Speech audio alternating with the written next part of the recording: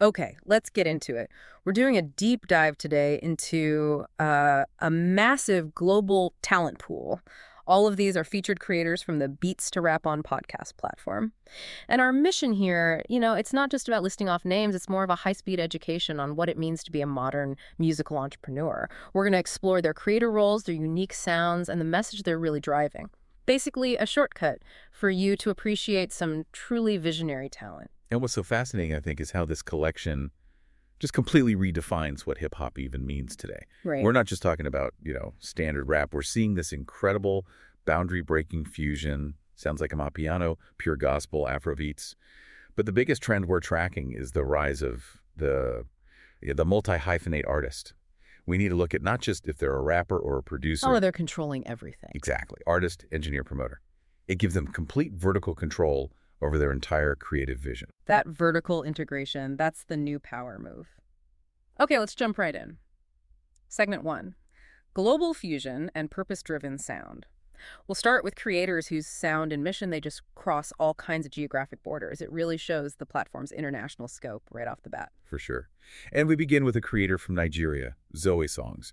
This person, they just embody that multi-hyphenate status perfectly. Their creator roles are listed as artist, vocalist, singer, and producer beatmaker.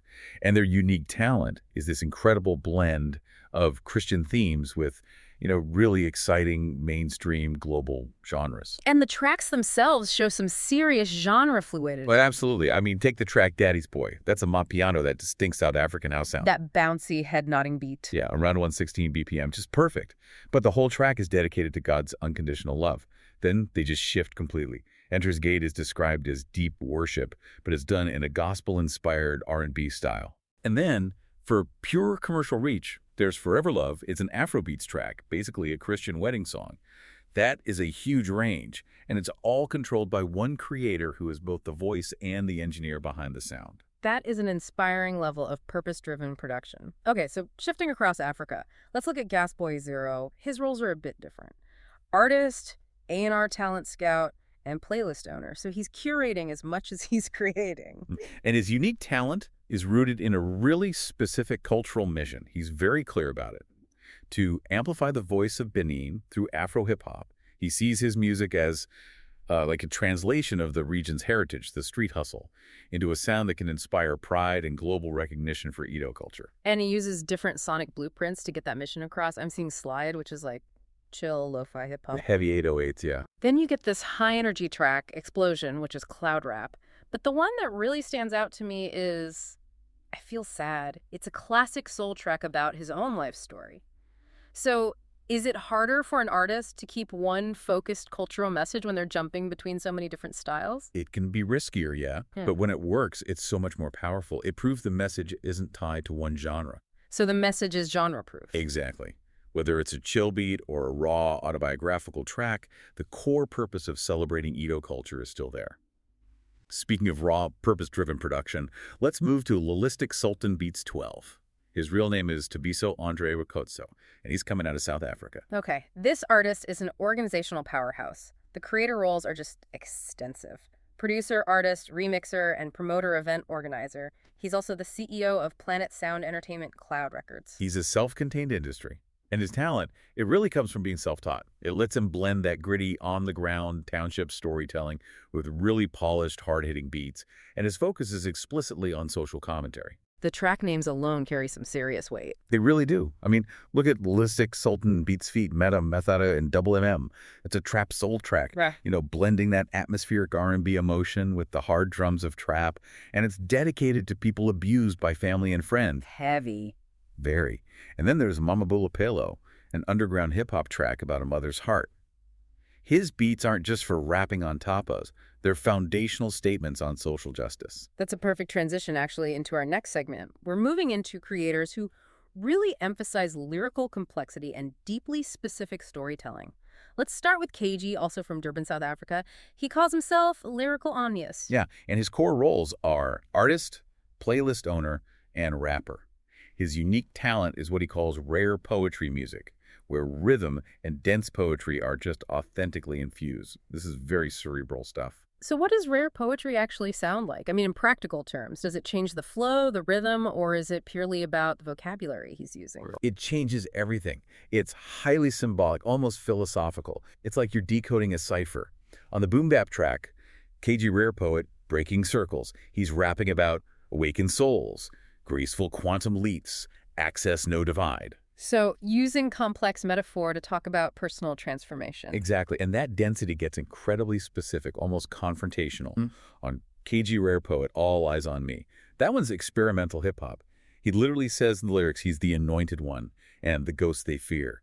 It's a statement of self-sovereignty, all wrapped up in these complex rhyme schemes. He's defining his own lyrical orbit. Yes, precisely. And what's fascinating is the almost complete contrast with our next artist, 1122QuietVibes. They have an equally focused message, but it's centered purely on acceptance, not philosophical confrontation.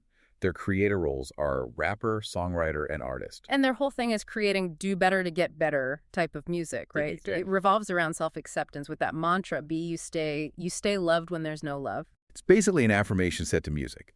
The tracks are mainly classic soul, and the message couldn't be more explicit.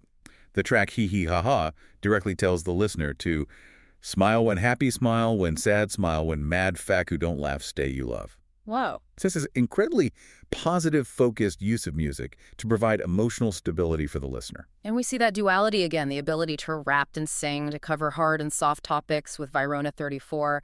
Their roles are artist, rapper, and songwriter, and their bio just says, I rap, I can sing. Simple. And they use that full emotional spectrum. You've got the alternative R&B track, Baby, which is just pure romance. But then they immediately switch gears. No Love is West Coast hip-hop, and Juicy EA is gangster rap. The core themes are always emotional, whether that emotion is joy, desire, or navigating street reality. That brings us perfectly into segment 3. We're going to focus here on the technical execution, the pure production, and the regional rap scenes.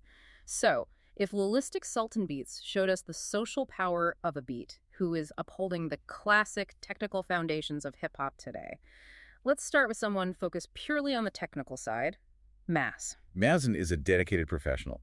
His creator roles are producer, beatmaker, engineer for mixing and mastering, and songwriter.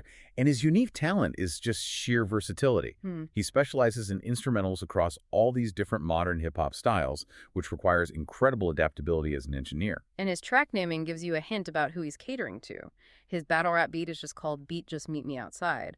But then he has new school beats like Beat How We Movin', which is tagged with Gunna, and Beat Wake Up, which is tagged NF. He's clearly adapting his engineering and production to fit these diverse, established contemporary flows. That versatility is crucial. It's about monetization and survival in today's music economy. Next, let's look at DJ Paradox 202360, a true multi-hyphenate, but rooted firmly in classic hip-hop culture. His roles: producer, DJ, songwriter, and artist. What really makes him unique, though, is how he represents the foundational elements of the culture itself. His bio connects him to B-Boy, Dino DE, graffiti artist Sicko1, and MC Mr. Sandman.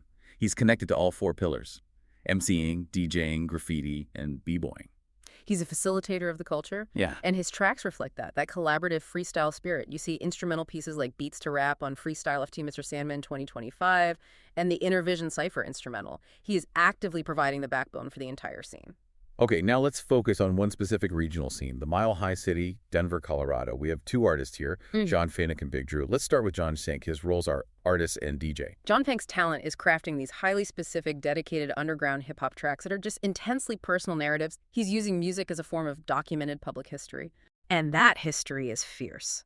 A straight UPG is dedicated to fallen friends, but then you have the Castro generation, which is dedicated to a person who left his name out of a book and everyone who knew and didn't care.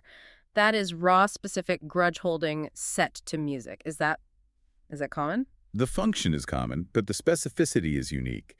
Underground hip-hop has always acted as a kind of community record, documenting slights or achievement that don't make the mainstream news.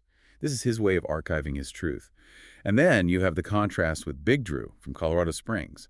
His roles are artist, social media influencer, and music blogger. So BigDru is also focused on the promotion and journalism side of things. Exactly. His unique talent is focused on alternative hip-hop. He describes it as using raw authenticity, Emotional lyrics and catchy beats, all while fusing different musical styles. It's that modern genre-bending approach. You can hear that blend in his alternative R&B and rap tracks like In a Dog Eat Dog's World and Born a Billionaire. So even within a single city, you have the historical archivist and the stylistic fusion artist working side by side.